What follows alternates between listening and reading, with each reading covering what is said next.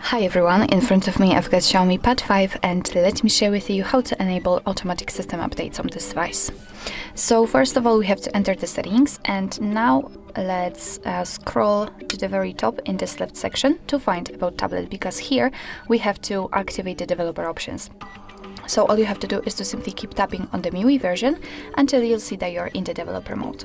Now we can scroll down in order to find additional settings, and here at the very bottom we've got developer options. And here all we have to do is to simply scroll in order to find automatic system updates. Right now the only action is to simply tap on the switcher, and from this moment, since this option is active, your device will apply the updates when it will be restarted, so you do not really need to do it manually. Just remember about restarting your device. Of course you can turn it off the same way.